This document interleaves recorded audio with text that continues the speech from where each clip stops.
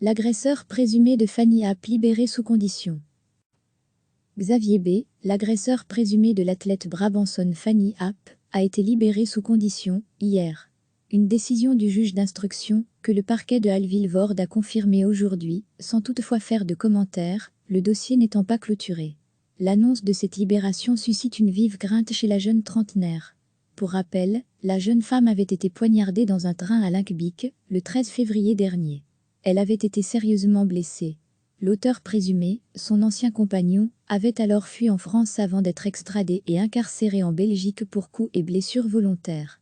L'homme avait nié les faits. Un peu plus tard, il avait néanmoins confié une autre version à un journaliste de la presse écrite. L'homme aurait avoué avoir blessé Fanny App accidentellement.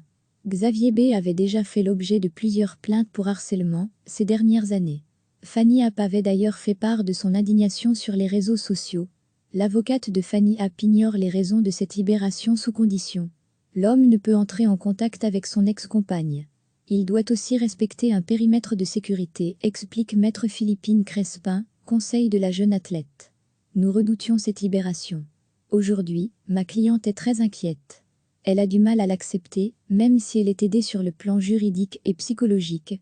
Après cette agression, elle a dû se reconstruire. Pour maître Marie-Aurore Labonté, avocate dans une association d'aide aux victimes de violences conjugales, ce genre de situation constitue un réel danger. Il y a toujours des risques, dans tous les cas, et ce risque, me semble-t-il, est parfois pris à la légère par les autorités qui ne se rendent pas compte que la victime souffre depuis longtemps et qu'elle subit en plus la crainte d'un passage à l'acte, une fois le suspect libéré, même sous condition. L'avocate du suspect, maître Balieu, n'a pas souhaité faire de commentaires. Elle rappelle que l'instruction est toujours en cours. Xavier B., l'agresseur présumé de l'athlète brabançonne Fanny App, a été libéré sous condition, hier. Une décision du juge d'instruction, que le parquet de Halle-Vilvoorde a confirmée aujourd'hui, sans toutefois faire de commentaires, le dossier n'étant pas clôturé. L'annonce de cette libération suscite une vive crainte chez la jeune trentenaire. Pour rappel, la jeune femme avait été poignardée dans un train à Linkbeek, le 13 février dernier. Elle avait été sérieusement blessée.